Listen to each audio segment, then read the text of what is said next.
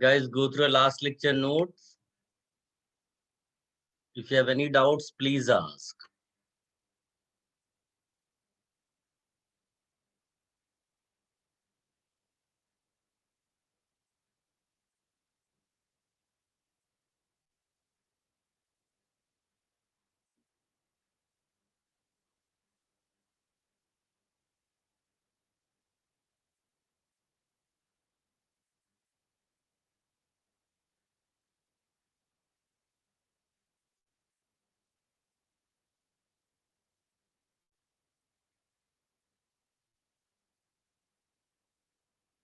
Guys, use your mic. Why more electronegative, less basic? क्या बेटा?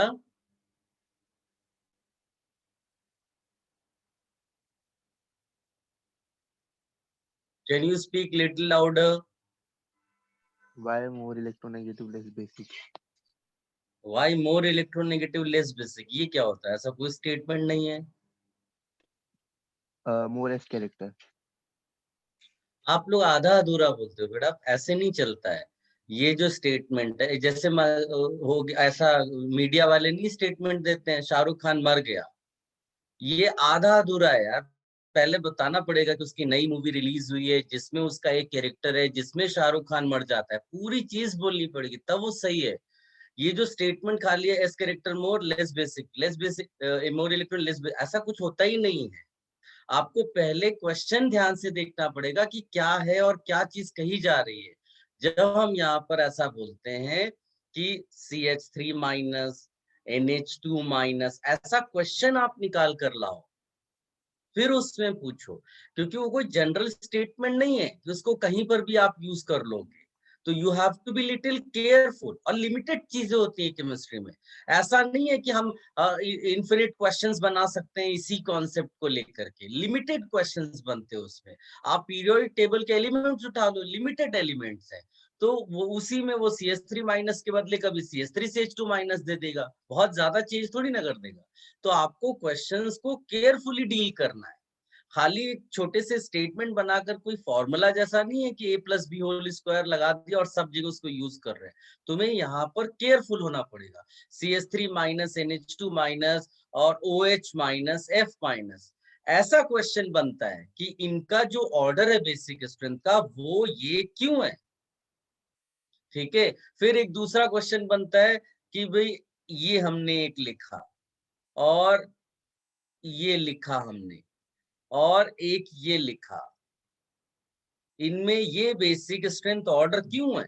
तो अलग अलग सिचुएशंस में साइंस अलग अलग हो जाती है. अब उसको तुम जनरलाइज करके, अगर तुम्हारी जगह पर कोई बच्चा होगा फिर वो कहीं और लगा देगा इसी स्टेटमेंट को, I-, Br-, Cl-, F-, उसने अगर तुम्हारा स्टेटमेंट लगा दिया तो गड़बड़ कर देगा वो. यहाँ पर बेसिक स्ट्रेंथ का ऑर्डर ये है. समझे ना. अभी तुम्हारा स्टेटमेंट क्या है, मोर इलेक्ट्रोनेगेटिव लेस बेसिक.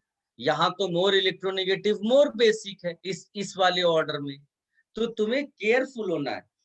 तुम किस जगह के कॉन्सेप्ट की बात करो, पहले वो क्वेश्चन हाईलाइट करो. नहीं तो क्या होगा, तुम्हारे एक स्टेटमेंट की वजह से पूरी क्लास कंफ्यूज स्टेट में चली जाएगी. अब बताओ तुम इन तीन में से किसकी बात कर रहे हो. सर वो क्वेश्चन था ना आपने दिया था, मैंने कोई बुलियन ऐसा क्वेश्चन कनेक्टेड नहीं टू दिया है NH2. जिसमें खाली मैंने बोला हो मोर इलेक्ट्रोनेगेटिव लेस बेसिक. ऐसा मैंने थोड़ी ना दिया है. तुम क्वेश्चन को बोलो ना कि क्या इस टाइप का क्वेश्चन है, क्या इस टाइप का क्वेश्चन है, क्या इस टाइप का क्वेश्चन है. किसकी बात कर रहे हो बेटा, वो स्टेटमेंट गलत है, ऐसे पढ़ लेना केवल.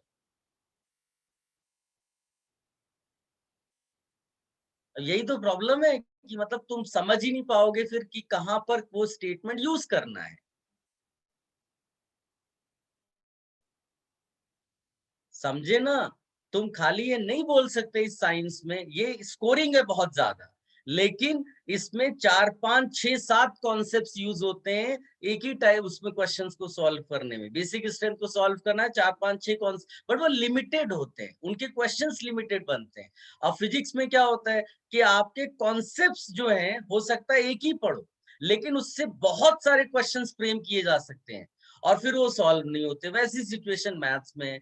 लेकिन ऑर्गेनिक केमिस्ट्री की खास बात है कि भले ही तुम्हें साइंटिफिक थियरी कई सारी पढ़नी पड़ रही हो, लेकिन वो लिमिटेड क्वेश्चंस फ्रेम करती है। हो सकता है वैसा देखा हुआ क्वेश्चंस तुम्हें एग्जाम हॉल में मिल जाए और तुम्हारा मार्क्स आ जाए। अगर तुम ये डिसाइड नहीं कर पाओगे कि इन तीन में से किस सिचुएशन की तुम बात करो, तो गड़बड़ हो जाएगा। जहां तक मुझे लग रहा है तुम शायद इस टाइप के क्वेश्चंस में डील करने की बात कर रहे हो, जिसमें सेम एटम है यहाँ पर, और हमने एस कैरेक्टर के बेसिस पे प्रूव किया कि जो है ये ज्यादा इलेक्ट्रोनिगेटिव है। तो तुम्हारा इनमें वो स्टेटमेंट, अगर तुम ये भी बोलते कि same type of atom but different S character, कैसे पता चलता है डिफरेंट एस कैरेक्टर है? हम उसका हाइब्रिडाइजेशन निकाल लेते हैं। फिर उसके बाद यहाँ पर आता है कि जिसमें मोर एस कैरेक्टर होगा। अब तुमने क्या ये वाली स्टेटमेंट केवल उठाई, इसके पहले की कहानी सब मिस कर गए। मोर एस कैरेक्टर, मोर इलेक्ट्रोनेगेटिव, और यहाँ पर मोर इलेक्ट्रोनेगेटिव, लेस बेसिक। अगर तुम ये पूरा बोलो और फिर बोलो कि ये लास्ट वाली चीज आप एक्सप्लेन कर दो, तो वो स्टेटमेंट सही सही बनता है, वरना सब गड़बड़ है।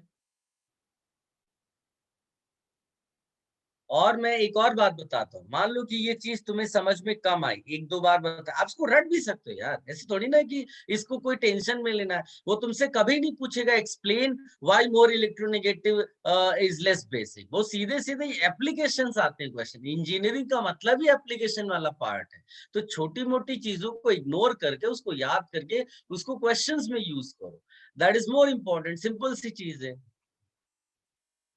और किसी को कोई डाउट है क्या? कोई पेपर का कोई क्वेश्चन पूछना है किसी को?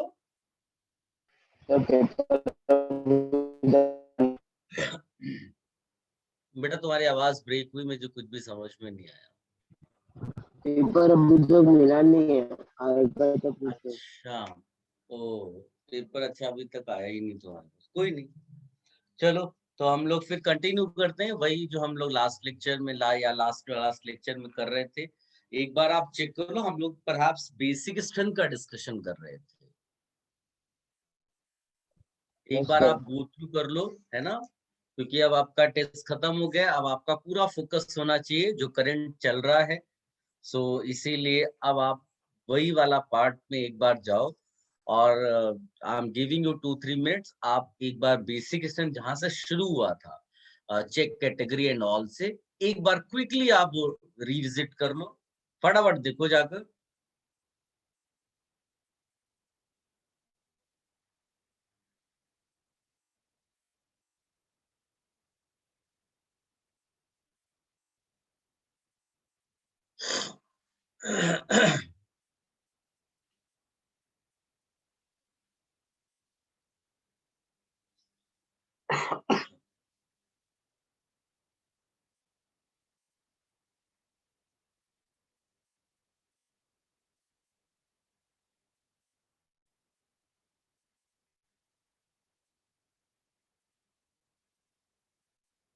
जब भी आप शॉर्ट नोट्स बनाएं, है ना, शॉर्ट नोट्स वगैरह बना रहे हैं, तो उनमें एक दो क्वेश्चन ऐसे हाईलाइट करके वहां दिखा सकते हैं। फिर उस स्टेटमेंट को लिखो जिसको तुम बोलना चाहते हो। इससे क्या होगा, कभी कोई मिस्टेक नहीं करोगे। अल्टीमेटली आपके ही मार्क्स आने हैं, एग्जाम में आपको ही परफॉर्म करना है। तो अगर आप सही डायरेक्शन में नहीं जा रहे हो, तो उस कोई फायदा नहीं है। फिर आप कहीं पर भी वो स्टेटमेंट यूज कर दोगे गलती से, और आंसर फिर नहीं निकलेगा। वो फिर आप किसी को ब्लेम करो कि टीचर ने पता नहीं कैसे पढ़ा दिया, बुक पे पता नहीं कैसे लिखा हुआ था, कुछ भी आप ब्लेम करो, अल्टीमेटली लॉस आपका है। तो अगर आप सही वे में जाओगे तो परफेक्ट मार्क्स आएंगे। इजी है स्कोर करना ऑर्गेनिक केमिस्ट्री में। केवल घर पे, यानी कि जब हम पढ़ाई करते हैं, तब हमें ज्यादा साइंटिफिक थियरीज पढ़नी पड़ती हैं दूसरे सब्जेक्ट्स के कंपैरिजन में।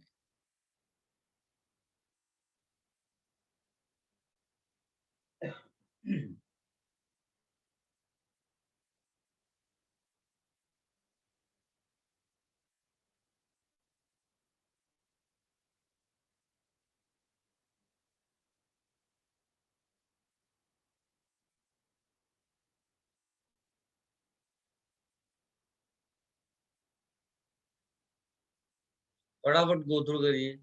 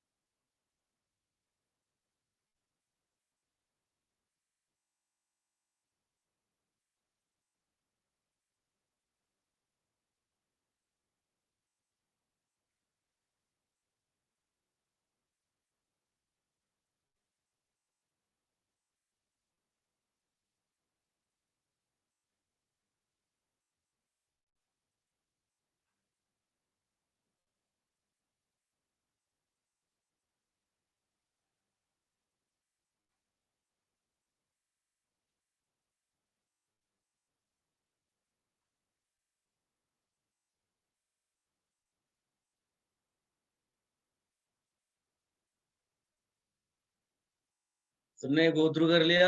Any doubt? Sir, 2 minutes.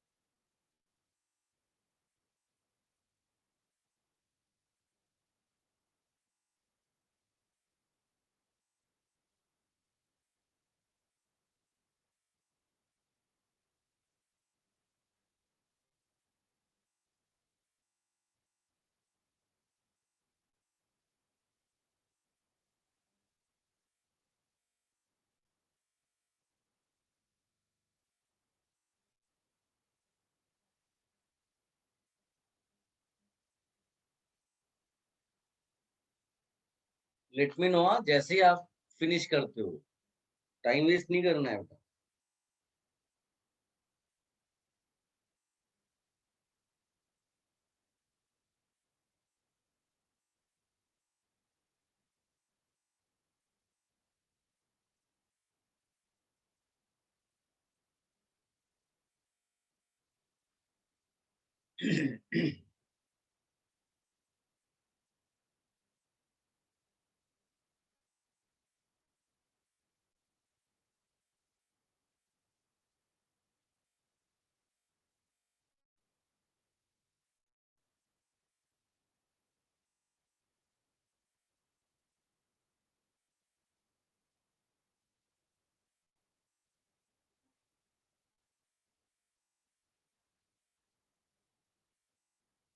Done?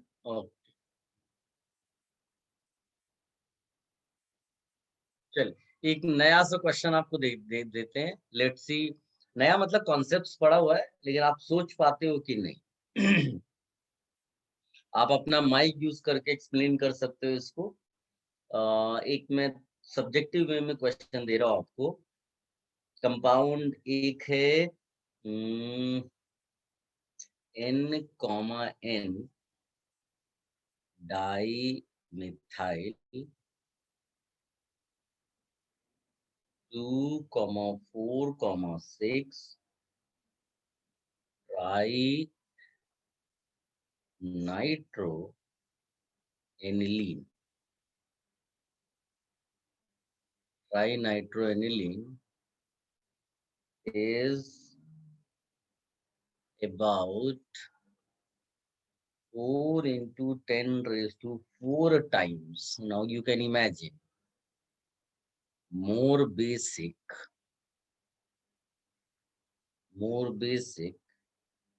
than 2, 4, 6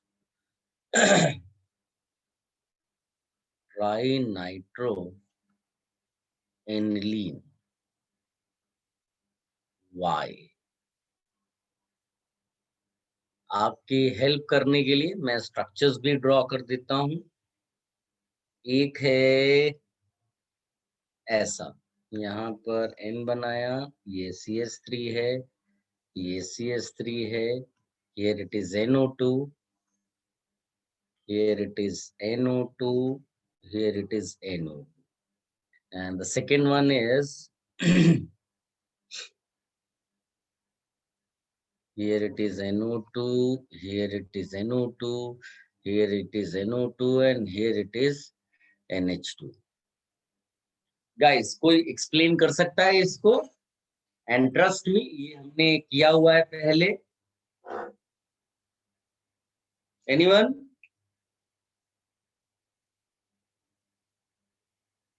Use your mic.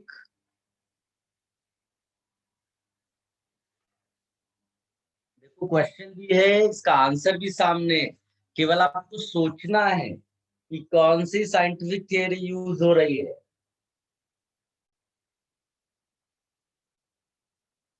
एक मिनट में आपको देता हूँ, आप नोट भी रिवाइज कर सकते हो, देख सकते हो।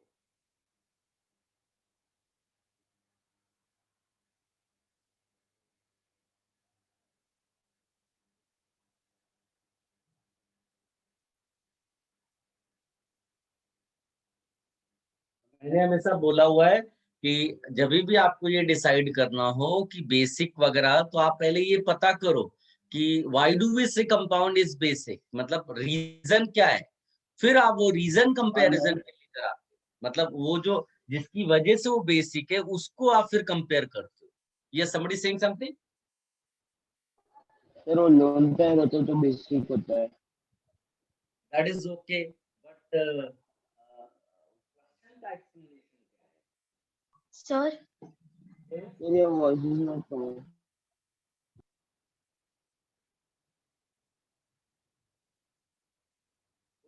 सर बोल सर करके बोलिए बेटा।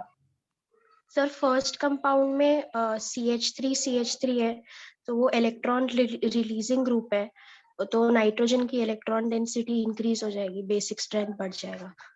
वेरी गुड, इसकी वजह से बेसिक स्ट्रेंथ बढ़ा। Very good. और कोई?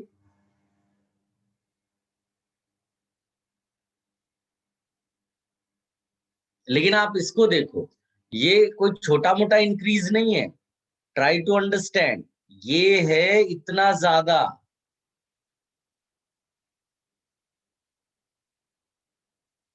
इतना ज्यादा जो इंक्रीज हो रहा है, ये किसी एक स्पेशल कॉन्सेप्ट की वजह से है। बिलीव में आपने वो किया हुआ है। एसिडिक स्ट्रेंथ निकालते समय किया था, लेकिन वो कॉन्सेप्ट का नाम वो आपने किया हुआ है।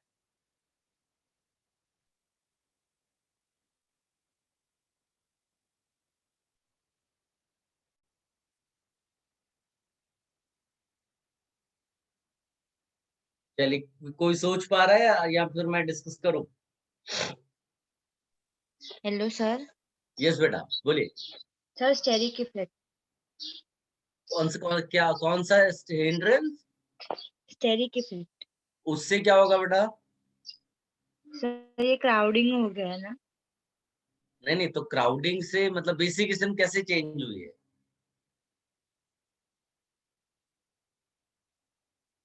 चलिए, वेरी गुड, कोशिश आपने किया। और कोई बोलेगा ऐसा? मेरा काम है काउंटर क्वेश्चन करना।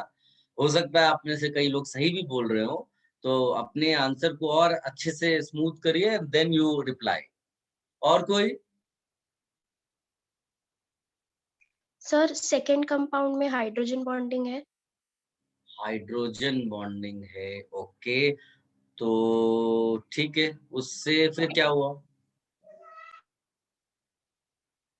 उससे बेसिक स्ट्रेंथ कैसे चेंज हुई?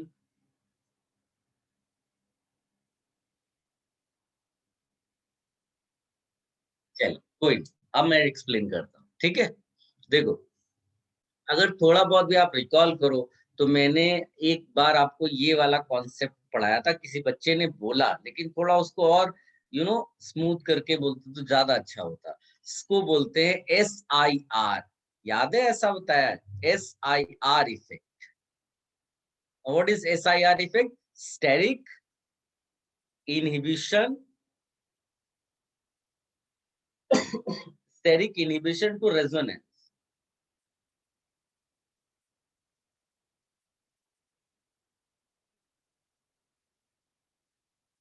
Steric inhibition of resonance, कुछ भी आप इसमें से बोल सकते हैं. Steric inhibition of resonance, SIR effect. अब यहाँ पर SIR effects के बेसिक स्ट्रेंथ इतनी ज्यादा चेंज कैसे होती है, तो ध्यान से सुनना. मैंने आपको 2 एग्जाम्पल लिखाए थे स्टेरिक इनहिबिशन वाले. 2-3 ही लिखा है, मतलब 2-3 हो सकते हैं. एक बेंजोइक एसिड पढ़ाते समय मैंने ये पढ़ाया था और ये एग्जाम्पल दिया था मैंने बोला था कि एमाइन एनिलीन का एग्जाम्पल जब आएगा जिसमें नाइट्रोजन जिस बेंजीन के साथ कनेक्टेड है उसके ऑर्थो पोजीशन पे ग्रुप लगा हो और नाइट्रोजन पे भी वो 2 ग्रुप्स यहाँ लग जाए, तो फिर होता क्या है कि जो लोन पेयर नाइट्रोजन का है ना, that lone pair does not take part in resonance with benzene ring. उसको कहते हैं स्टेरिक इनहिबिशन ऑफ रेजोनेंस. इतना ज्यादा क्राउड इसके आजू बाजू नाइट्रोजन के आ गया कि इसमें SIR इफेक्ट लग गया. SIR इफेक्ट लगने से क्या होगा कि लोन पेयर जो है ना, जो पहले रेजोनेंस में जा रहा था अब रेजोनेंस में नहीं जाएगा, और अगर रेजोनेंस में नहीं जाएगा तो ये मेरे लिए कौन सा लोन पेयर हो जाएगा, लोकलाइज्ड और डीलोकलाइज्ड.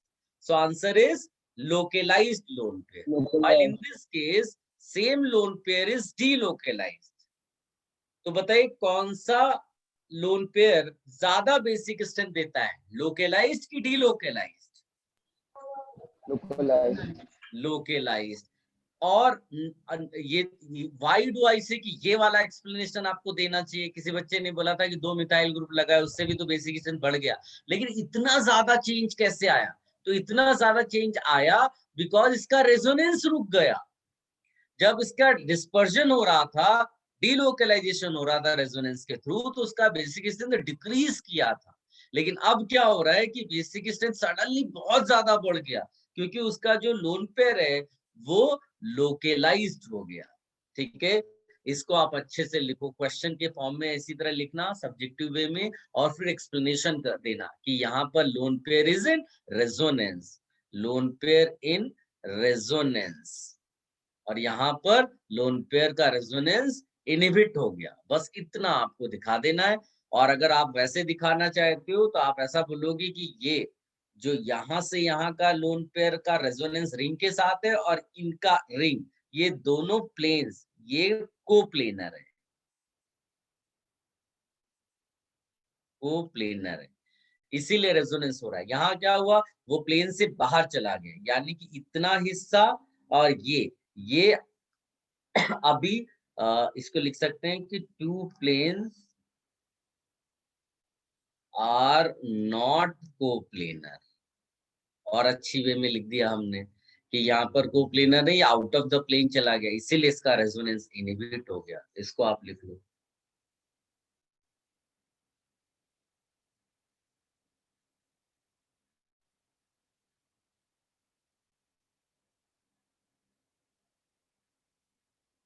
यहाँ पर इसी के लिए है हाँ, कि nitrogen leaves the plane of benzene ring, that is why steric inhibition to resonance, इसी को तो बोलते हैं. Any confusion? Use your mic.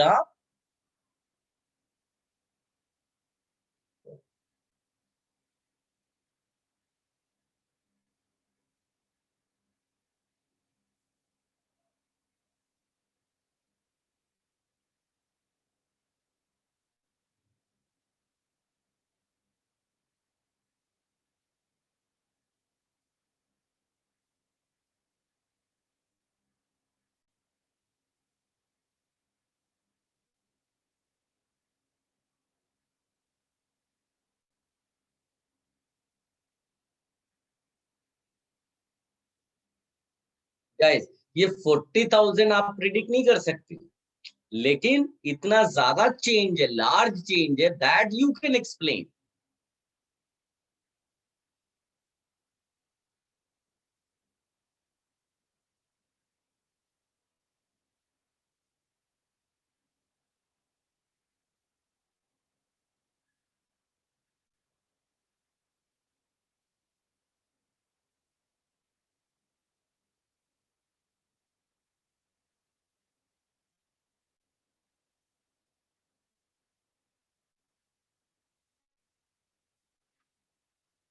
Done.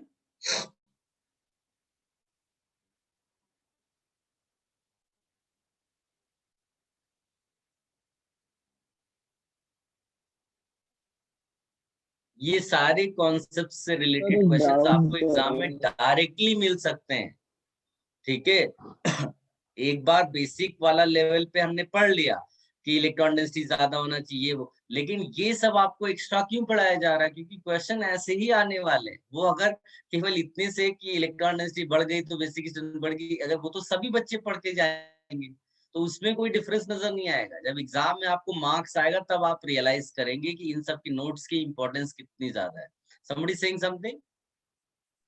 Sir मुझे कोप्लेनर में डाउट है। बेटा ठीक से आवाज समझ में नहीं आई मुझे। सर मेरे माइक के कोप्लेनर में डाउट है, मतलब वो कौन से, मतलब सर आवाज नहीं आ रही है। आ रही है, लेकिन थोड़ा माइक के और नजदीक जाके लाउडर बोलो ना। हेलो हाँ बोलो, हेलो। बोलो ना बेटा। सर मैं मतलब कोप्लेनर में डाउट है, कोप्लेनर में डाउट है। बोलो ना, बोलो। हाँ मतलब मेरे को समझ रहा नहीं कोप्लेनर मतलब किसमें कैसे आइडेंटिफाई होता है, वो नहीं आ रहा है। हमने कुछ नहीं किया, हमने तो ये कहा कि या नाइट्रोजन छोटा एटम था ये, और तुमको कोई ये जनरलाइज करने की जरूरत नहीं है, ये एक दो ही एग्जांपल है। मैंने बोला कि नाइट्रोजन के चारों तरफ यहाँ पर इतने सारे ग्रुप जो लगे हैं, इसकी वजह से नाइट्रोजन ने प्लेन लीव कर दिया बेंजीन का। उसी को तो बोला, जब प्लेन लीव कर दिया तो ये और हाँ ये प्लेन में नहीं है ना आपस में साथ में, उसको बोलते हैं नॉट कोप्लेनर। हाँ। इसमें कौन सी बड़ी बात हो गई? नहीं ऐसे नहीं, मतलब पहले आपने कराए थे ना कि कोप्लेनर कैसे आइडेंटिफाई करते हैं, वो मेरे को एक समझा नहीं था, वो मेरे को पूछना था। और ना फिर ना ना लास्ट टाइम ना मतलब बोला ना, कि अभी जो नो एग्जाम नो करने लगे नो पूछो। No, that has nothing to do with this. उसका कोई लेना देना नहीं है यहाँ पर। यहाँ पर हमने कोप्लेनर या नॉट कोप्लेनर केवल इतना बताने के लिए बस लिखा है वहां पर कि nitrogen is not in the plane of benzene ring due to SIR effect, बस और कुछ नहीं है। उसको तुम केमिकल बॉन्डिंग वाले कॉन्सेप्ट से रिलेट मत करो। हाइब्रिडाइजेशन ये सब निकाल कर उसको केमिकल बॉन्डिंग वाले कॉन्सेप्ट से रिलेट मत करो जबरदस्ती, यहाँ कंफ्यूजन क्रिएट हो जाएगा। ये एक दो एग्जाम्पल है जिनमें SIR इफेक्ट लगता है, उसको चलने दो अभी। अगर इसमें तुम्हें डाउट है ओके तो बोलो। नहीं इसमें नहीं है, ये समझो। आप तो बस फिर कंफ्यूजन क्रिएट मत करो। Thank you. बाबू अगर वो तुम्हें नहीं आता उसको किनारे कर दो, वो केमिकल बॉन्डिंग का कॉन्सेप्ट है कि हम हाइब्रिडाइजेशन निकालते हैं, देखते हैं कि sp2 है कि नहीं, सब sp2 हो जाता है तो उसको प्लेन में मान लेते हैं, दैट इज डिफरेंट थिंग। वो केमिकल बॉन्डिंग का क्वेश्चन है, ओके ठीक है। हाँ और किसी को यस यहाँ सर पर कोई थैंक यू। डाउट है? एनीवन?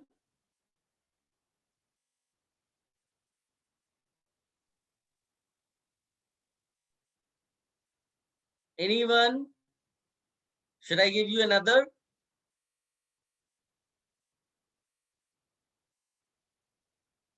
चल,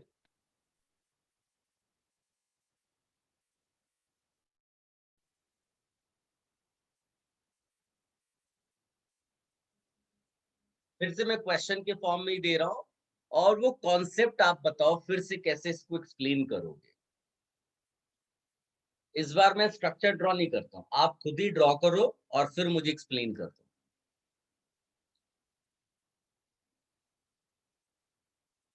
देखिए ये सारे जो मैं आपको ये इस तरह से अलग अलग क्वेश्चंस दे रहा हूं ना, ये मैं नहीं भी दूं तो भी तुम्हें पता नहीं चलेगा कि इस तरह के क्वेश्चंस करवाए जा सकते हैं। तो ये मेरी या किसी भी टीचर की पर्सनल चॉइस हो सकती है। तो अगर आपको बहुत ज्यादा डिफिकल्ट चीजें लग जाएंगी तो मैं ये चीजें स्किप भी कर सकता हूँ, बट उसमें लॉस उन दो चार बच्चों का हो जाएगा जो बहुत हार्ड वर्क करते हैं और उनको लगता है कि उनको एडवांस्ड एग्जाम में सिलेक्ट होना ही होना है। तो इसलिए मैं ये सब कराता हूँ। बाकी अगर आपको थोड़ा भी डिफिकल्ट लगे तो बेसिक वाली चीजें हैं, वो क्वेश्चंस आते हैं, वो क्वेश्चंस आप भी कर पाओगे और इनको आप स्किप कर सकते हो, कोई प्रॉब्लम नहीं है इसमें। क्वेश्चन ये है कि 3,5 डाइमिथाइल 4 नाइट्रो एनिलीन। अब ये जानबूझकर देखो, इससे IUPAC नेम का भी आपको आइडिया लगेगा। आप इसका स्ट्रक्चर बनाओ और क्वेश्चन को एक्सप्लेन करो जो मैं दे रहा हूँ. Is about 35 times more basic than 2,4 dimethyl 2,4 2,4 के बदले यहाँ लिखना चाहिए मुझे 2,6 dimethyl then 4 nitroaniline. Explain. सबसे पहले तो स्ट्रक्चर ड्रॉ करो and then can you explain this. अपना माइक यूज करिए और बताइए. ये भी एग्जांपल मैंने आपको मतलब मिलता जुलता दिया हुआ है, आप देखोगे तो मिलेगा.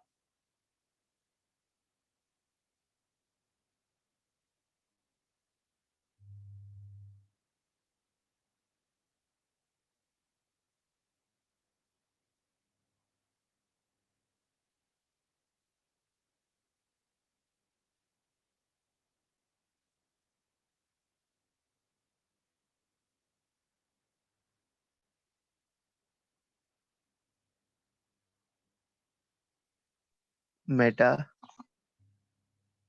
मेटा मतलब इसका क्या मतलब है? Meta position. फिर तुम आधा अधूरा नहीं बोला ना, पूरा सही से बोलो ना. फिर वही बात, शाहरुख खान मर गया. अरे पूरी स्टेटमेंट बोलो बेटा, क्या कहना चाहती हो.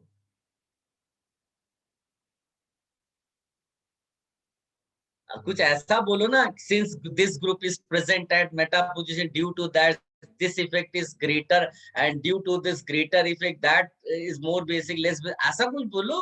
खाली मेटा बोलने से थोड़ी काम चल जाएगा. ये तो मतलब अब मेरे को नहीं मालूम है ना तुम आगे क्या बोलने वाले हो.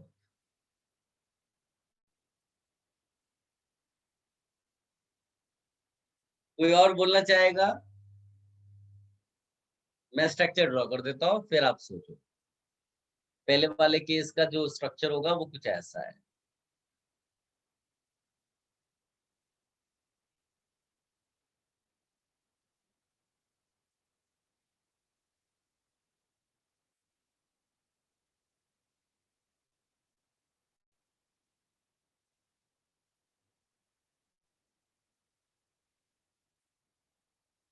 दूसरे वाले कंपाउंड का स्ट्रक्चर ये. कायदे से तो तुम्हें खुद आना चाहिए था ये सब, लेकिन कोई बात नहीं, आप एक बार इसको देख लो और बताओ.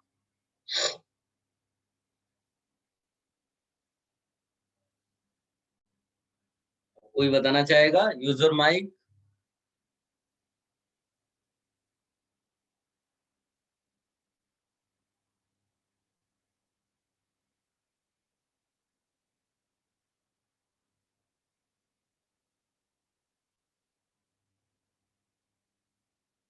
माइक यूज करके बताइए बेटा, शर्माइए नहीं. थोड़ी बहुत इंसल्ट से अगर आप इस तरह से घबरा जाएंगे तो एग्जाम में कैसे कर पाएंगे. यहाँ इंसल्ट होगी तो वहां अच्छी रैंक आएगी.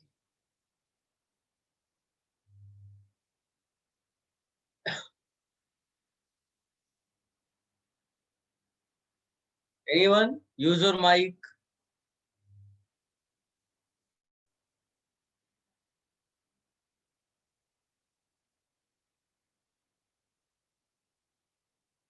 चलिए कोई नहीं, डिस्कशन कर लेते हैं. पार्टिसिपेट करोगे तो अच्छा लगेगा मुझे, है ना. और उसके हिसाब से फिर मैं और भी क्वेश्चंस आपको उस तरह से दे सकता हूँ, नहीं तो फिर क्या होता है चीजें स्किप हो जाती हैं. सर वो जो सर मेटा ऑर्थो पोजीशन पे जो CH3 होता है वो ज्यादा इफेक्टिव होता है मेटा पोजीशन के कंपेयर में, वेरी इसलिए गुड. वो बेसिक स्ट्रेंथ इधर इंक्रीज हुआ. किसकी बेसिक स्ट्रेंथ इंक्रीज होनी चाहिए? दूसरे वाले की, पहले वाले की?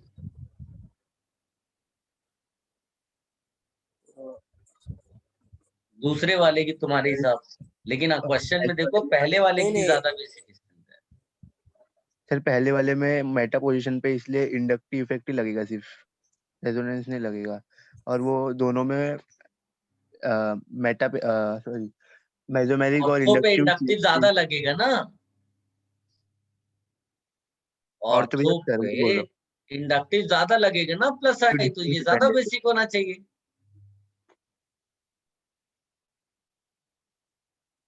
नहीं समझे?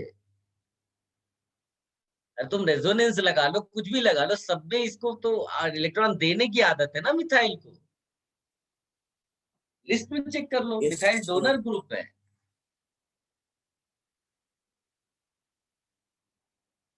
सर बोलिए बेटा। सर फर्स्ट कंपाउंड में CH3 की वजह से, क्राउडिंग की वजह से NO2 प्लेन छोड़ देगा, तो क्या बात इलेक्ट्रॉन है, व्हाट्स नेम बेटा, बहुत बढ़िया आंचल। आपने, वेरी गुड बेटा, ये एक्सप्लेनेशन मैं एक्सपेक्ट कर रहा था।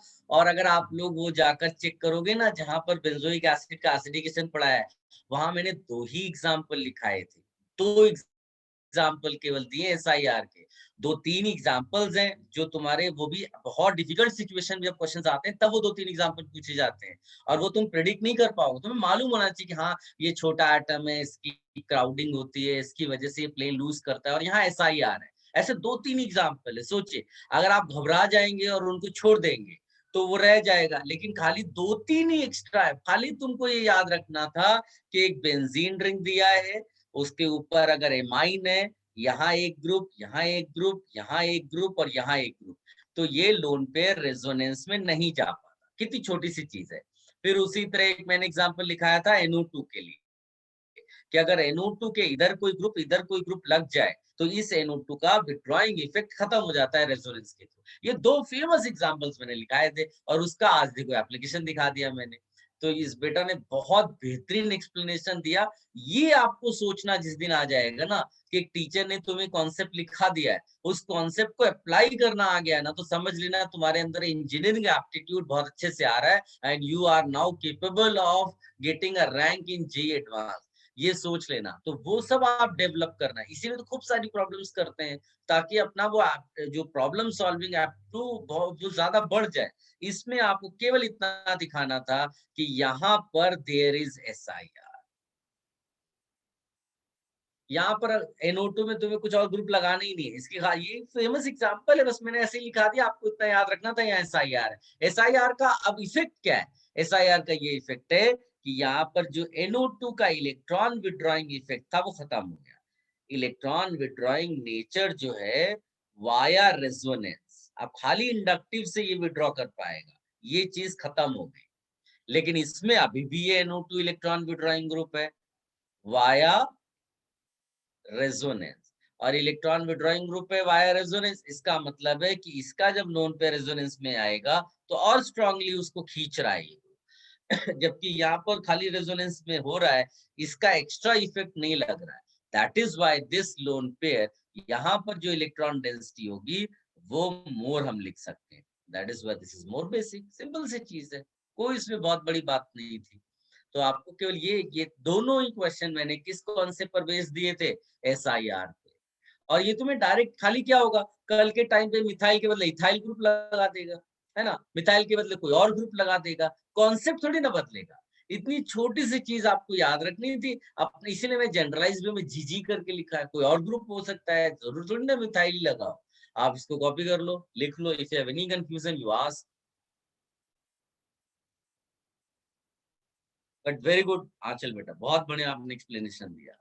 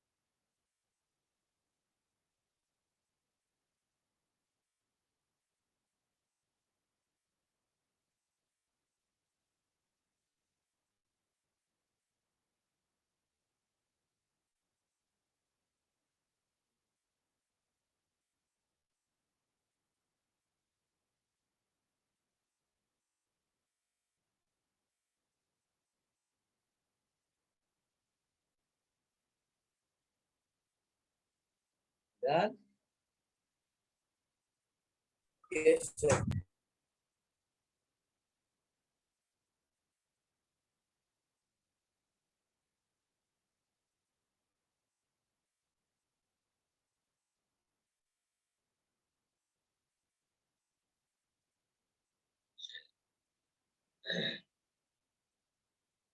Now I am giving you one question, और देखो मैं हर बार आपको क्वेश्चन दे रहा हूँ, फिर आप सोच रहे हो। आप जब सोचते हो तो आप उस बेसिक लेवल पे ही सोच रहे हो, तो उसमें जो चेंजेस दिख रहे हैं ना हर बार, उनको हाईलाइट करना है, राइट? कि आपने मान लीजिए यहाँ खाली इंडक्टिव देखा या किसी ने मेटा वगैरह वगैरह बोला, तो वो भी आप लिखो और उसको क्रॉस कर दो, क्योंकि वरना क्या होगा कि जब आप नेक्स्ट टाइम फिर देखोगे और आपने रिवाइज नहीं किया होगा, फिर वही चीज दिमाग में आएगी। अगर आप हाईलाइट कर दोगे उसको कि भाई ये नहीं सोचना है, तो फिर आपको हो सकता है स्ट्राइक करे कि नहीं नहीं, ये तो मैंने सोचा था जो गलत निकल गया। ठीक है, तो आप वो भी लिखो जो रॉन्ग एक्सप्लेनेशन है, और उसको क्रॉस कर दो कि ये मेरे को नहीं सोचना है एग्जाम हॉल में।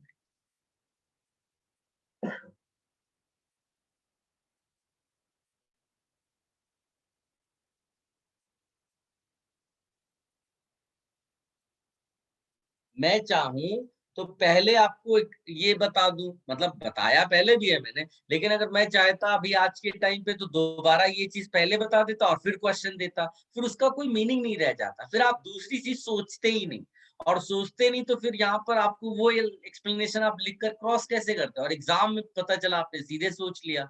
इसलिए मैं जानबूझकर आपको पहले ये नहीं बता रहा हूँ, पहले क्वेश्चन के फॉर्म में ही दे रहा हूँ। आप सोचो आप क्या उसका आंसर पहुंच पा रहे हो। अगर पहुंच गए तो बहुत बढ़िया, जैसे एक भी बच्चा अगर पहुंचता है तो मैं तो सक्सेसफुल हो जाता हूँ।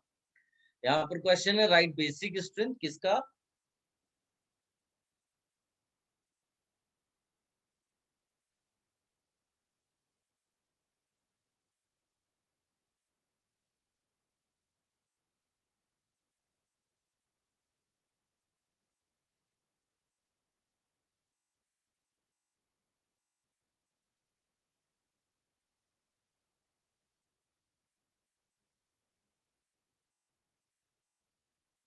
फटाफट आंसर बताइए बेटा।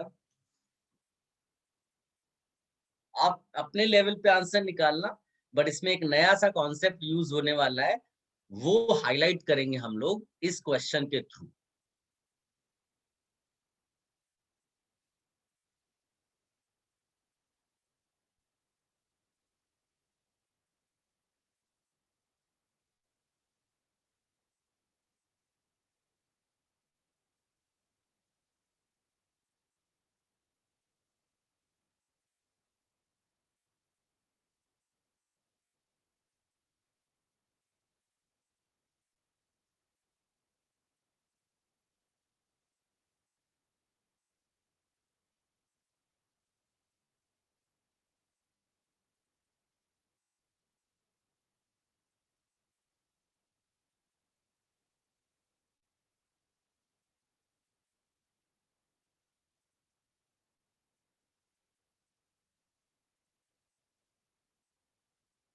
तुमने कर लिया?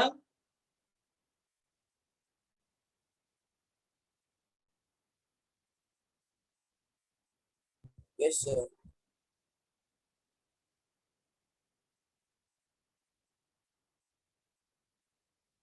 याद रखना कि जो CH3 है ना, वो जैसा रेजोनेंस का इफेक्ट होता है ना, वैसा इफेक्ट ये दिखाता है। और इसीलिए हमने लिस्ट में भी लिखा होगा आर ग्रुप को। भले ही अभी आज के टाइम पे क्योंकि हमने हाइपर कॉन्जुगेशन नहीं पढ़ा है, तो वो रेजोनेंस कैसे दिखाता है, उसके पास लोन पेयर नहीं फिर भी कैसे दिखा पाता है उसका इफेक्ट, वो हमको भले ही नहीं मालूम है, लेकिन लिस्ट में दिया हुआ है कि CH3 ग्रुप आर ग्रुप जो होगा, वो एक टाइप का मेसोमेरिक इफेक्ट दिखाता है, यानी ऑर्थो और पैरा पोजीशन पे इसका डोनेटिंग पावर ज्यादा हो जाता है। उसके हिसाब से ही सोचना।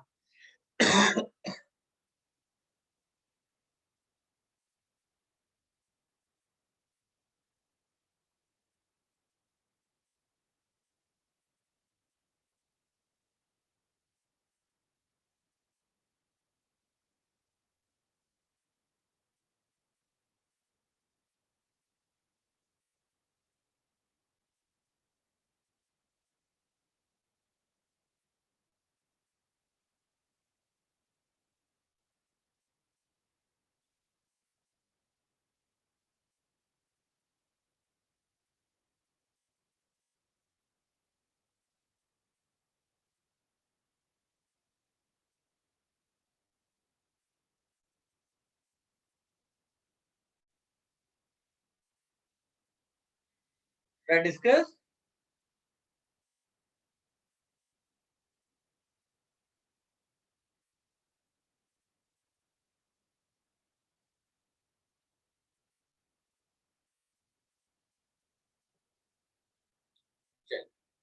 गाइस, बिलीव मी, अगर आपने ठीक ठाक बेसिक लेवल पे चीजें की हुई हैं, फंडामेंटल चीजें की हुई हैं, तो तुम्हारा आंसर ये आना चाहिए था।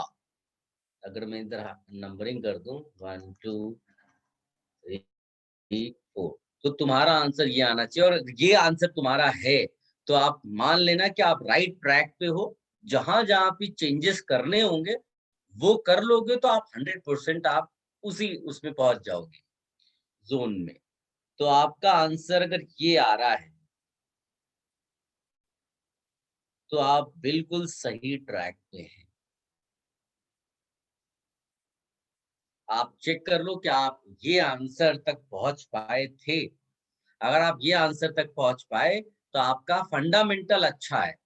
आप खाली क्या होता है, पॉलिश करना होता है। पॉलिश करने का मतलब है जहां जहां चेंजेस हैं वहां आपने ठीक कर लिया उसको। तो जैसे SIR इफेक्ट पढ़ लिया, उसके बाद अभी मैं इस क्वेश्चन के थ्रू एक इफेक्ट पढ़ाने वाला हूँ, वो आपने एक्स्ट्रा कर लिया, तो आप बिल्कुल जो है जे एडवांस के लिए चाहिए चीजें, वो आप आराम से पहुंच जाओगे। ठीक है, तो ये आंसर क्यों आया, कैसे आया, पहले उसका डिस्कशन कर लेते हैं, और उसके बाद फिर हम नया वाला जो कॉन्सेप्ट है वो बताते हैं। तो एज आई टोल्ड यू, सबसे पहले ये जज करो कि कोई कंपाउंड बेसिक क्यों है। उसको मैंने देखो हाईलाइट कर दिया, यहाँ बड़े बड़े से दिखा दिए इलेक्ट्रॉन्स। लोन पेयर, तो नाइट्रोजन कैरीज लोन पेयर, ये आपको माइंड में रखना है, इसी की वजह से वो बेस है। ठीक, तो हमें केवल ये दिखाना है कि कहीं इसका डिस्पर्जन तो नहीं हो रहा है। तो हमको ये बताना है सबसे पहले रेजोनेंस। तो first check mesomeric effect, then inductive, then inductive. ठीक है, तो एज आई टोल्ड यू, भले ही हमें आज की डेट पे ये नहीं मालूम है कि मेसोमेरिक इफेक्ट कैसे हो रहा है, मतलब इसमें एक्चुअली हाइपर कॉन्जुगेशन होता है, बस लिस्ट में तुम्हारे पास वहां लिखा होगा। जहां प्लस एम की लिस्ट है ना, उसमें देखोगे, या प्लस आर की लिस्ट है, उसमें एल्काइल ग्रुप भी मेंशन्ड होगा, आर करके लिखा होगा या CH3 करके लिखा होगा। इसका मतलब है कि इनकी जो रिलीजिंग पावर है इलेक्ट्रॉन देने की, वो बाकी सबसे ज्यादा है। ये दोनों ज्यादा बेसिक हो जाएंगे, मोर बेसिक, और यहाँ पर हम ओनली इंडक्टिव सोचेंगे। ठीक, अब इन दोनों में कंपैरिजन करना है तो भाई नेक्स्ट इफेक्ट इंडक्टिव होता है, और इंडक्टिव डिस्टेंस डिपेंडेंट है, तो इसमें इंडक्टिव एक्स्ट्रा मोर हो गया। एक्स्ट्रा जो इफेक्ट है वो इंडक्टिव का ज्यादा है इसमें। तो इसी वजह से क्या होगा कि लोन पेयर का जो डेंसिटी यानी इलेक्ट्रॉन डेंसिटी है वो सडनली बहुत ज्यादा बढ़ जाएगा। इसीलिए थर्ड मोस्ट बेसिक है। Anyone having any doubt? सबको समझ में आया कि कैसे हमने प्रूव कर दिया है कि थर्ड सबसे ज्यादा बेसिक है? Yes sir. ठीक है, अब हाँ उसके बाद ये दोनों तो पहले आ गए, फिर इसके बाद इसमें फोर्थ और फर्स्ट में ये कि इसमें कोई no electron releasing group, no electron releasing group, इसीलिए वो जो है लास्ट में आया। ये इसमें भी किसी को डाउट नहीं है? पहले जिस जिस भी बच्चे ने ये एक्सप्लेनेशंस ना लिखे हो, पहले वो लिख ले। ठीक है, पहले आप लिख लो इसको।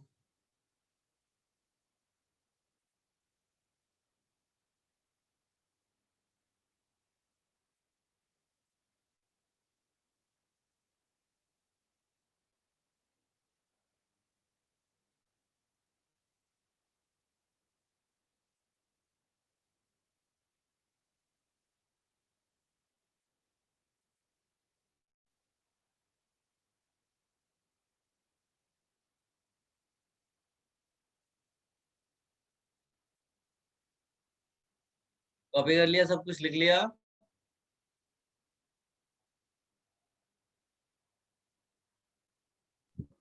2 मिनट सर। हम्म।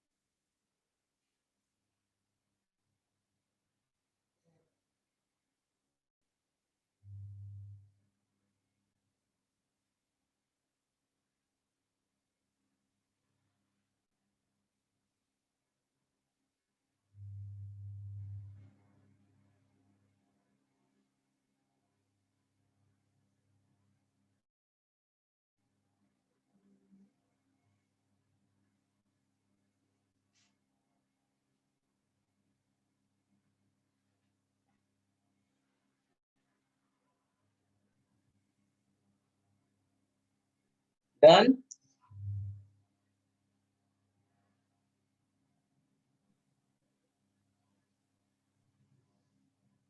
चलिए यस सर। गाइस, अब मैं आपको केबी वैल्यूज देता हूँ, एक्सपेरिमेंटल डेटा। तो ये जो पहला वाला है, इसका केबी वैल्यू है 4.2 इंटू 10⁻⁻10। ये केबी वैल्यू है। इसका जो केबी वैल्यू है वो है मेरे पास 12 इंटू 10⁻⁻10। और इसका केबी वैल्यू है मेरे पास 2.42 इंटू 10⁻⁻10। इसका केबी वैल्यू है 4.9 इंटू 10⁻⁻10। अगर आपको मैं ये केबी वैल्यू दे दूं, एक्सपेरिमेंटल डेटा दे दूं, तो क्या तुम बता सकते हो, पहले तो इसको क्रॉस कर लेना, और क्या तुम बता सकते हो करेक्ट ऑर्डर बेसिक स्ट्रेंथ का? फटाफट, anyone? Sir, second is greater than fourth. Fourth is greater than first, and first is greater than second. Sorry, अब third. आप देखो कितना चेंज आया है। बताओ ऐसा कौन सा है जिसमें सडन चेंज आ गया और बाकी लगभग एक जैसे थे ऑर्डर में? ये मैंने कुछ गलत लिख दिया, ये कहाँ? Third. थर्ड है, ये थर्ड है। बताइए कौन सा है जो इधर उधर हो गया और बाकी लगभग सेम रहा? Sir, Third second और वाला। third. Second और third change हो गए। हाँ, उन लोग दोनों का उल्टा हो गया। और कोई बताएगा? थर्ड वाला सर। थर्ड वाला। सेकंड की जरूरत ही नहीं पड़ रहा। अगर मैं इन दोनों में ये हटा दूं तो आप ध्यान से देखोगे तो हर बच्चे का आंसर सही आ जाएगा। क्या विजुलाइज कर पा रहे हो? Can you see? अगर मैं थर्ड कंपाउंड ही क्वेश्चन से Yes, हटा yes. दूं तो मेरा आंसर आराम से निकल आएगा। ये है डिफरेंस जेई मेन और जेई एडवांस्ड एग्जाम में। एक कंपाउंड एक्स्ट्रा डालने से उस क्वेश्चन का लेवल बहुत ज्यादा बढ़ गया। एक क्वेश्चन, खाली एक कंपाउंड हटा देते तो क्वेश्चन का लेवल बहुत नीचे हो जाता। वो जेई मेन टाइप का क्वेश्चन हो जाता जिसको लगभग सारे बच्चे आंसर करते थे, एक कंपाउंड। ठीक है, अब ये यहाँ कैसे गया, इतना पीछे कैसे आ गया, जबकि सारे कॉन्सेप्ट्स कहते हैं कि ये तो बहुत ज्यादा बेसिक होना चाहिए था और नंबर 1 हमने इसको रखा, और ये निकला एक्सपेरिमेंट में कितना, लास्ट में। ठीक है, तो इसके लिए we are going to learn another scientific theory, या छोटा सा कॉन्सेप्ट ही है जिसको आप साइंस ही बोलते हैं, उसमें कोई वो नहीं है। इसका नाम है SIP इफेक्ट। SIP। थोड़ी देर पहले हमने क्या पढ़ा था? SIR। ये क्या है? SIP effect. What is this SIP effect? इसको फुल फॉर्म में लिखते हैं steric inhibition for protonation. Steric inhibition for protonation. नाम सबने लिख लिया, करेक्ट ऑर्डर लिख लिया। Should I change this page explanation के लिए?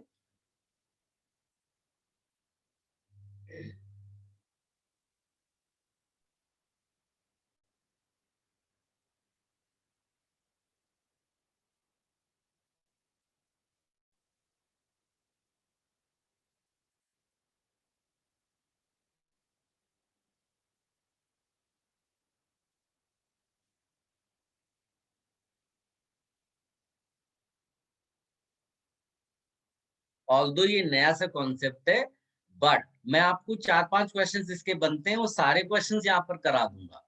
तो ज्यादा से ज्यादा क्या होगा, मिथाइल के बदले इथाइल ग्रुप दे देगा एग्जाम में, तो इतना टेंशन लेना नहीं है उसके लिए। खाली कॉन्सेप्ट आपको समझना है, क्योंकि ऑप्शन में वो हो सकता है एक्सप्लेनेशन लिखा हो स्टेटमेंट के फॉर्म में, तो वो फिर आपको वो 1 और मोर देन में वो सब भी टिक करना होगा।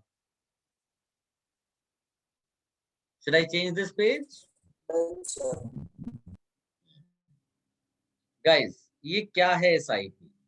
एक छोटी सी चीज है। मान लो कि इट्स लाइक कि तुम यहाँ पर ऐसे खड़े हो और कोई भी मतलब तुम्हारा बहुत ही close, like your father, like your mother, वो आपके बहुत नजदीक खड़े हैं, और कोई अचानक से तुम्हें पीटने के लिए आता है एकदम फास्ट वे में, तो तुम्हारी मदर या फादर क्या करेंगे? भगा देंगे। आप क्या करेंगे? भगा देंगे उसको। भगा देंगे। उससे बेटर तुम्हें प्रोटेक्ट करेंगे। मानते हो? यस। Yes sir. एक सिचुएशन ऐसा लेता हूँ कि मान लो तुम यहाँ खड़े हो और मम्मी पापा बहुत दूर हैं तुमसे, और कोई पीटने के लिए आता है, तो बताओ प्रोटेक्ट चाहते हुए भी क्या वो प्रोटेक्ट कर पाएंगे? नहीं कर पाएंगे। कॉमन सेंस वाली सब मैं छोटे छोटे घरेलू एग्जाम्पल आपको देता हूँ, सो दैट आप याद रख पाए वो कॉन्सेप्ट जो मैं बताने वाला हूँ। अब आप ध्यान से देखना, होता क्या है कि ये जो नाइट्रोजन और ये जो SIP कॉन्सेप्ट है ना, वो केवल एनिलीन में ही वैलिड है, यहीं पर और कहीं नहीं। ये लोन पेयर है, ये H+ है। H+ बताइए किसको अटैक करना चाहता है? Can you guess? बोलो। इलेक्ट्रॉन। इलेक्ट्रॉन मतलब नाइट्रोजन को, है ना? तो नाइट्रोजन को अटैक करना चाहता है। भाई चोर है, तुम्हारे पास पैसे हैं, चोर तुमको अटैक करने के लिए आ रहा है, आप ऐसा सोचो।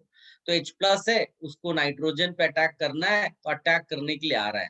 और अगर अटैक हो गया तो हम बोलेंगे ये कंपाउंड बहुत ज्यादा बेसिक है, ठीक। लेकिन तुमने क्या किया, इस NH2 के ऑर्थो पोजीशन पे एक ग्रुप लगा दिया, ग्रुप। अब ये ग्रुप अपने क्राउड की वजह से H+ के अटैक को कम कर देगा कि बढ़ा देगा? इसने इसको प्रोटेक्शन दिया अपने क्राउड की वजह से। जैसे तुम्हारे मम्मी या पापा तुम्हारा नजदीक है, उन्होंने अपना हाथ लगा दिया तुम्हारे फेस के पास, और तुम्हें तुम्हारे फेस पे कोई भी आकर थप्पड़ नहीं मार सकता। फिर वैसे ही समझ लो, आपके H+ अटैक करने के लिए नाइट्रोजन पे आ रहा था, एक ग्रुप है जो अपने क्राउड की वजह से, समझ लो, थोड़ा सा इनहिबिट करता है इस H+ के अटैक को। क्या इतना पॉइंट समझ में आया आपको? हाँ सर। Yes sir. और अगर अटैक नहीं हो पाएगा तो फिर जो कंपाउंड है उसकी बेसिक स्ट्रेंथ, क्योंकि जब इंटरेक्शन ही नहीं हुआ एसिड बेस का, तो इसको बेस हम बोलेंगे ही नहीं, यानी इसकी बेसिक स्ट्रेंथ हम कम बोल देंगे। तो यहां पर हम लिखते हैं basic strength decreases due to SIP। और किसकी बेसिक स्ट्रेंथ? एनिलीन की। कहीं और इसको नहीं कॉन्सेप्ट को यूज करना है।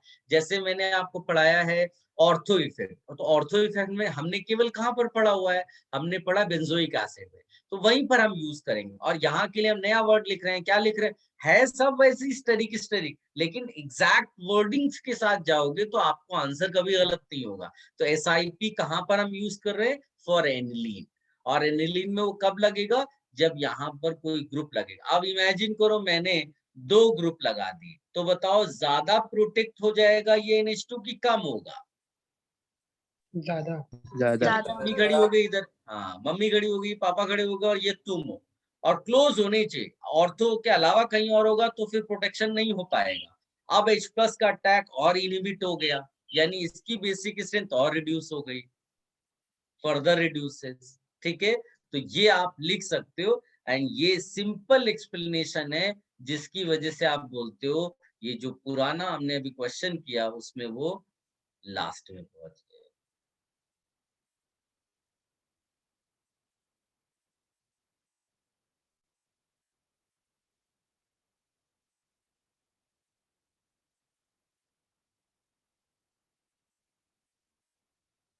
तो हमने 2 चीजें बेसिक स्ट्रेंथ के लिए आज पढ़ी स्पेशली, एक SIR इफेक्ट और एक SIP इफेक्ट, और दोनों मेनली हमने एनिलीन के लिए पढ़ा।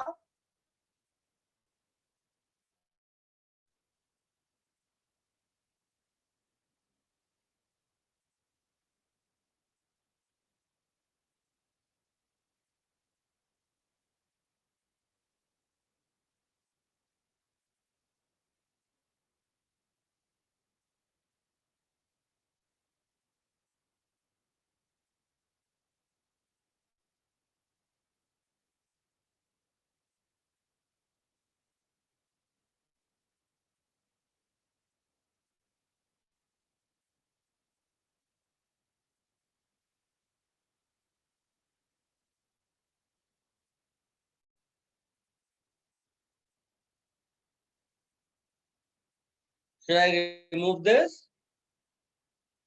1 minute sir.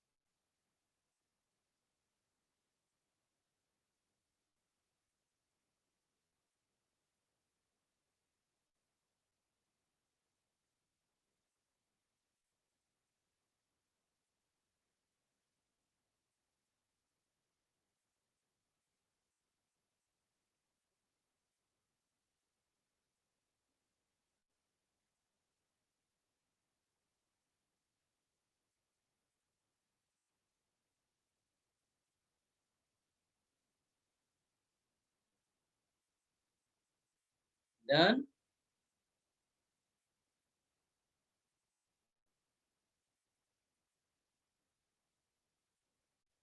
यहाँ पर आप लिख लेना, answer is changed due to SIP effect.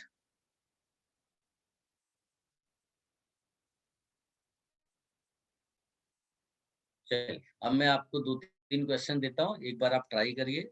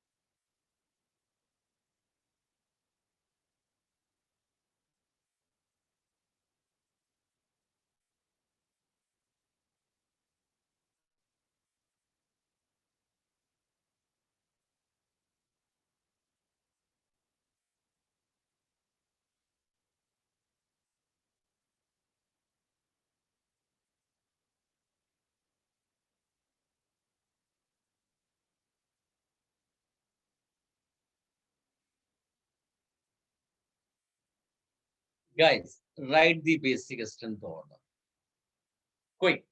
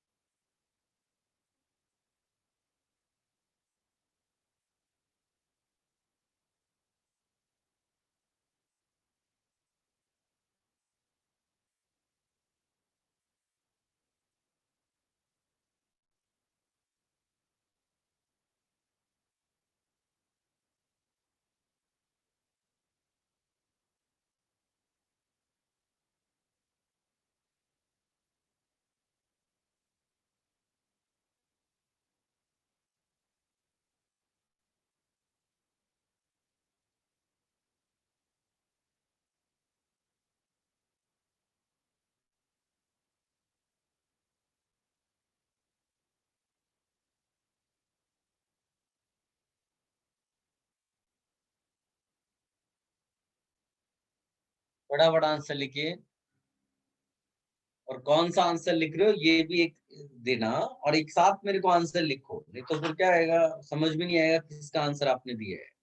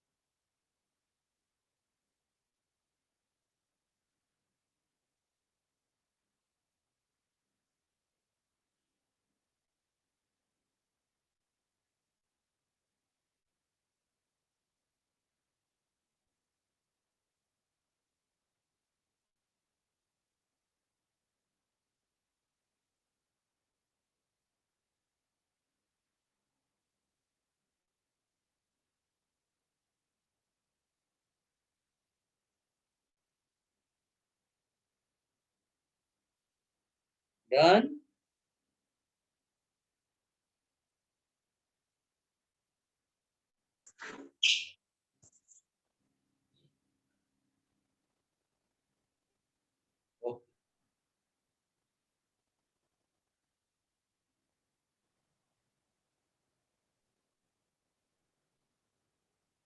Done, sir. Okay,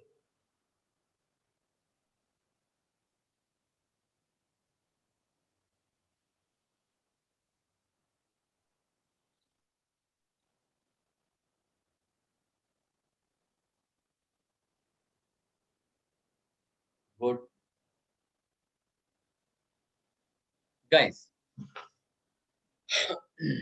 ध्यान से देखो। पहली चीज तो NO2 इलेक्ट्रॉन विड्रॉइंग ग्रुप है वाया रेजोनेंस एंड इंडक्टिव। तो ये इलेक्ट्रॉन विड्रॉ कर रहा है वाया इंडक्टिव, यहाँ पर रेजोनेंस, यहाँ पर रेजोनेंस प्लस इंडक्टिव, क्योंकि इंडक्टिव डिस्टेंस डिपेंडेंट है और पास में और ज्यादा लगाएगा, ठीक। और साथ साथ यहाँ पर क्या लग रहा है, SiP। तो जितना आपका इलेक्ट्रॉन विड्रॉइंग ग्रुप होगा और SiP होगा उतना बेसिक स्ट्रेंथ कम हो जाएगा। तो इसका आंसर सीधे सीधे ये है। देख लो क्या आपको ये आया, NO2 विड्रॉइंग ग्रुप है तो बेसिक स्ट्रेंथ कम करेगा ना, वो तो लोन पेयर को खींच लेगा अपनी तरफ, ठीक। उसके बाद देखो Cl की खास बात ये है कि Cl इलेक्ट्रॉन विड्रॉइंग ग्रुप है और यहाँ SiP इफेक्ट भी लग रहा है, ये भी इलेक्ट्रॉन विड्रॉइंग है, विड्रॉइंग है और लेकिन रेजोनेंस के थ्रू रिलीज करता है। तो यानी कि इफेक्टिवली ये इसका विड्रॉइंग इफेक्ट रिलेटिवली हम ज्यादा ले लेंगे, तो इसका आंसर भी यही वाला है। उनको एकदम सिंपल वैसा मैंने दे दिया है। इंडक्टिव डोमिनेट करता है हैलोजेंस के केस में। इस वाले में आता है, इस वाले में जो O है वो इलेक्ट्रॉन रिलीजिंग ग्रुप है वाया रेजोनेंस। लेकिन OCH3 की खास बात ये है कि वाया रेजोनेंस तो रिलीजिंग है, बट वाया इंडक्टिव विड्रॉइंग है, वाया इंडक्टिव विड्रॉइंग, इसीलिए इसका आंसर थोड़ा सा बदल जाता है। तो इस वाले केस में अनफॉर्चुनेटली जो आंसर है वो यही है। इसमें आप देखोगे जो SiP वाला है वो लास्ट में नहीं गया। आप इसको चाहो तो एक्सेप्शनल केस करके भी याद रख सकते हो, 4-5 एग्जाम्पल है, कोई टेंशन नहीं है। हाँ, आप ये बोल सकते हो कि जो ऑक्सीजन है ये लोन पेयर के थ्रू इसकी इलेक्ट्रॉन डेंसिटी बढ़ाता है, यानी SiP जो है वो बेसिक स्ट्रेंथ डिक्रीज करता है, और जो रेजोनेंस है वो बेसिक स्ट्रेंथ इंक्रीज करता है, और जो इंडक्टिव इफेक्ट है वो बेसिक स्ट्रेंथ डिक्रीज करता है, राइट। लास्ट में क्यों नहीं आ पाया? क्योंकि यहाँ का जो रेजोनेंस है उसकी वजह से इलेक्ट्रॉन डेंसिटी बढ़ जाती है थोड़ी सी। इसको इसीलिए मैंने एक्सेप्शनल करके बोल दिया कि ज्यादा दिमाग नहीं लगाना है। बाकी सब पूरा ऑर्डर आप आराम से एक्सप्लेन कर सकते हो कि इसमें बेसिक स्ट्रेंथ बढ़ क्यों नहीं, क्योंकि रेजोनेंस के थ्रू इलेक्ट्रॉन्स रिलीज कर रहा है।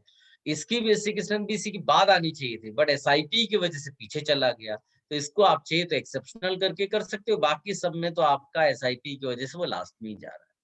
कॉपी कर लो इसको।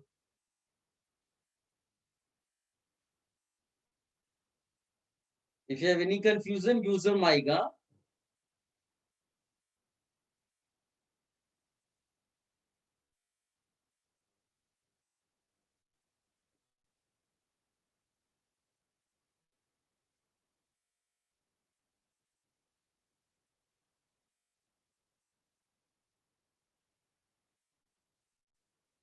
जो सामने क्वेश्चंस थे वही आंसर ही थे एक्चुअली।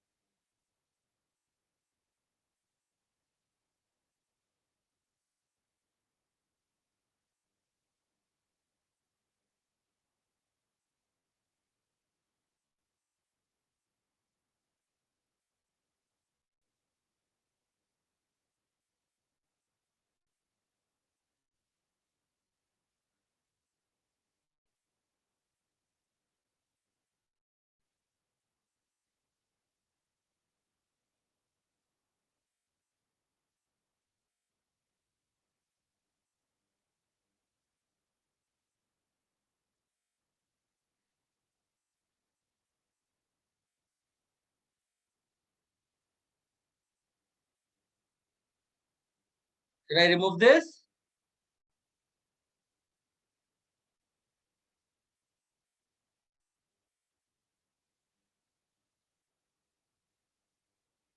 बोलो। Yes, sir.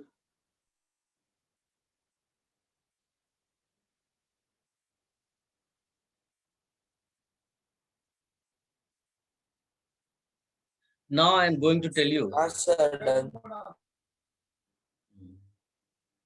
एक और एमाइंस के लिए एक स्पेशल कॉन्सेप्ट है।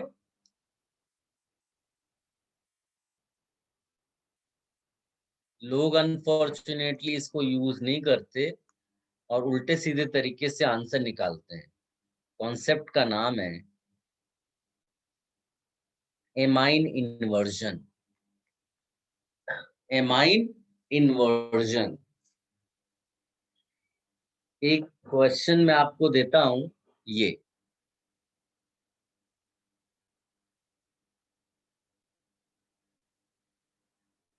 यहाँ नाइट्रोजन है,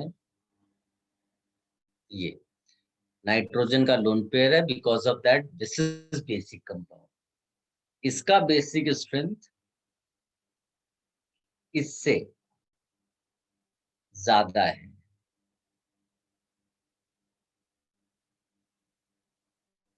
ध्यान से देखोगे तो दोनों एक जैसे ही, कोई खास डिफरेंस नहीं है। इसमें भी एल्काइल ग्रुप्स 3 लगे हुए, इसमें भी 3 एल्काइल ग्रुप्स लगे हुए। इसका बेसिक स्ट्रेंथ जो है वो ज्यादा है। ये एक बाईसाइक्लो टाइप का कंपाउंड, अगर आप इसको ध्यान से देखोगे तो आपको समझ में आएगा। ठीक है, अब इसका एमाइन इन्वर्जन इन सब से क्या लेना देना है, इसको कैसे एक्सप्लेन करते हैं कि ये बेसिक ज्यादा है। तो और ये एमाइन इन्वर्जन है क्या, उसके लिए पहले तो आप मुझे ये बताओ, अगर मैं एक कंपाउंड लिखता हूं, ये इस कंपाउंड का आप ये बता सकते हो नाइट्रोजन का हाइब्रिडाइजेशन क्या है?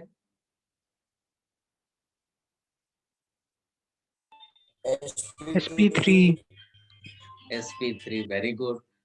तो बताओ इसका शेप क्या होगा? टेट्राहेड्रल। और कोई अच्छे से बताए। मॉलिक्यूल का शेप क्या होगा? अमोनिया के जैसा है बेटा, याद करो, पढ़ाया गया होगा। टेट्राहेड्रल। सर टेट्राहेड्रल ना, ज्योमेट्री। ना बेटा, दो कंपाउंड फेमस तरीके से पढ़ाए जाते हैं, एक वाटर का shape, bend shape, V shape, और एक अमोनिया का। याद करो क्या पढ़ाया गया है? पिरामिडल। पिरामिडल। देखा, वैसा बोलने में याद आया इसको, पिरामिडल।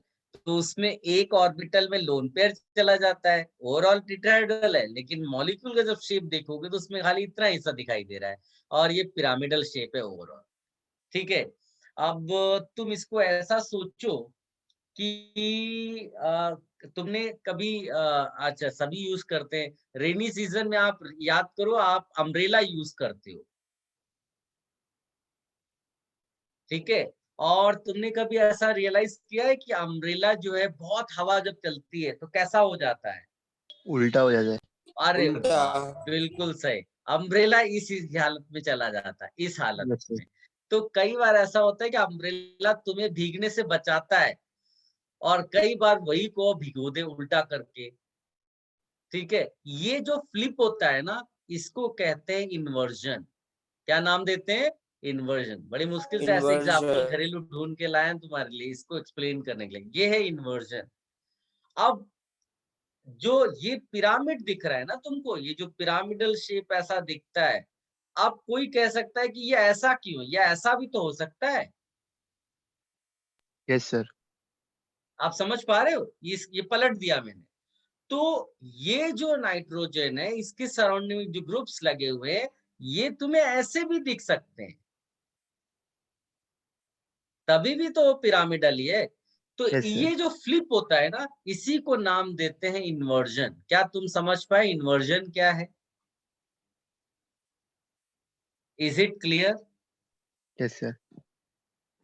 और ये Yes, एमाइंस sir. में क्यों होती है? क्योंकि एमाइन में ही तो पिरामिडल शेप होता है। ठीक, यस और नो बोलते रहिए बेटा, क्योंकि तभी मेरे को समझ में आएगा कि आपको समझ में आ रहा है। सर डाउट है। बोलो ना। सर मतलब एमसीएच सर ने हम लोग को इसको टेट्राहेड्रल बोला था इसका। अरे ये यार, ये ज्योमेट्री जो है ना, कुछ और ही डाउट ले और आता शेप है। में। अरे बेटा, तुम हमेशा उल्टे सीधे डाउट कैसे घुसेड़ देते हो? तुम्हारा प्रॉब्लम ये है कि ये टेट्राहेड्रल होगा, ये पिरामिडल होगा, बाकी सारे बच्चे बोल रहे हैं पिरामिडल, तो ये मान लो, और केमिकल बॉन्डिंग वाले सर से बात कर लेना, क्या प्रॉब्लम है इसमें? हमारा ऑब्जेक्टिव कुछ और समझना है, उसको समझने को ट्राई करो। ये छोटी मोटी चीजें हैं कि पिरामिडल है, बुक में पढ़ा है, तुम सर्च कर लो, अमोनिया का शेप पिरामिडल निकल आएगा गूगल में, 2 सेकंड लगता है। हमारा ऑब्जेक्टिव वो समझना नहीं है, हमारा ऑब्जेक्टिव यहाँ पर एमाइन इन्वर्जन समझना है। तो ट्राई टू अंडरस्टैंड दैट। सारे बच्चे समझ पा रहे हैं?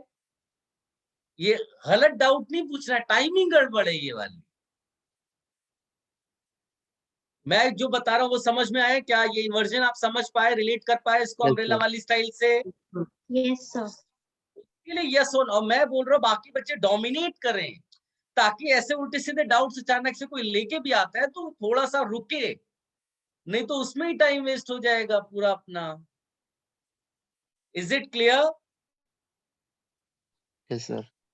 मैं आपको इतने अच्छे से कोशिश कर रहा हूं कि आपको वो कठिन से कठिन जो डिफिकल्ट वाले कॉन्सेप्ट है, वो किसी तरह से घरेलू एग्जाम्पल से रिलेट करके आपको बता दूं, ताकि एग्जाम हॉल तक आपको आराम से वो चीजें याद रहे। अब आप ध्यान से सुनो, अगर मैं चाहूं तो अपने इस अम्ब्रेला को किसी थ्रेड से, किसी स्ट्रिंग से ऐसे मैं इसको बांध दूं, तो बताओ ये फ्लिप हो पाएगा? मुश्किल है। हाँ, मुश्किल है। यानी जब तक कि ये रस्सी टूटती नहीं है तब तक फ्लिप नहीं हो सकता। Is it clear?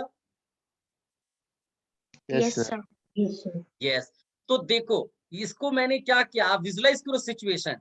वही चीज मैंने तो कर दी ना, इसको समझ लो, यहाँ से बांध मैंने दिया। एक नॉट बांध दिया। विजुलाइज कर पा रहे हो? Yes, sir. Yes sir. तो बताओ इन दोनों में से किसमें एमाइन इन्वर्जन नहीं होगा? फर्स्ट वाले में नहीं होगा। फर्स्ट यस, तो बस इतना मेरा ऑब्जेक्टिव था आपको समझाना। अब इसमें कुछ और आप क्वेश्चन ढूंढ कर ले आओगे तो कचरा हो जाएगा। जैसे उसने बोला शेप से हमें क्या लेना देना है, हमारे लिए तो शेप को यूज करना था। No amine inversion, no amine inversion, यहां तक आपको समझना था। ठीक है, और एक स्टेटमेंट इसके बाद लिख कर रखना है कि if no amine inversion, then more basic amine।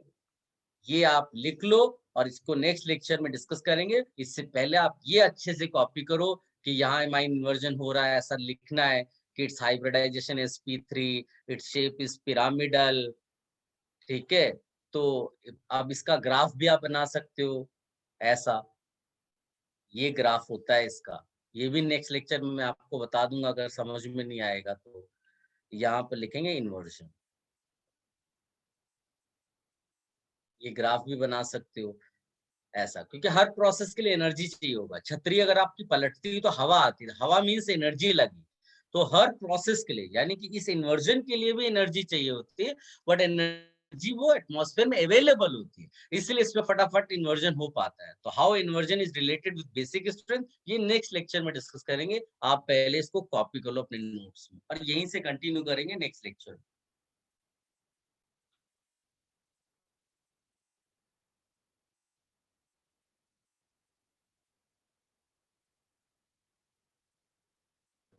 Sir बोलो ना बेटा। सर लेकिन ये जो पहला वाला केस में जो नाइट्रोजन का है उसमें वो कैसे बंधा हुआ है, मतलब समझा नहीं। अरे तुम ये सोचो ना कि ये नाइट्रोजन, ये वाला जो ग्रुप है, ये फ्लिप कब कर पाएगा? जब ये फ्री होगा ना, फ्री है तभी तो फ्लिप कर पाया। ये आर तीनों फ्री है, अब इन तीनों को अगर बांध दोगे तो फ्लिप कैसे कर पाएगा? फ्लिप करने के लिए एक स्टेज ऐसी आएगी जब ये तीनों एक दूसरे के ऐसे सेम प्लेन में आएंगे, वो ये स्टेज है। बट यहाँ कैसे पहुंचेगा जब तीनों ये बंधे हुए हैं यहाँ पर? Okay sir.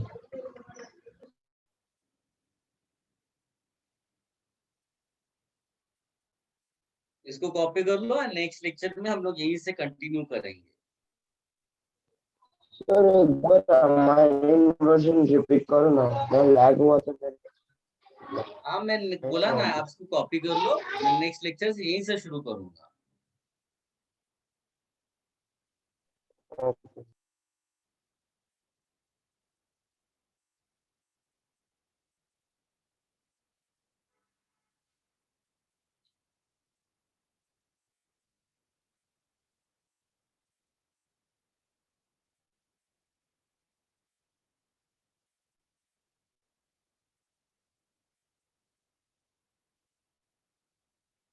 Those who have copied, they can leave.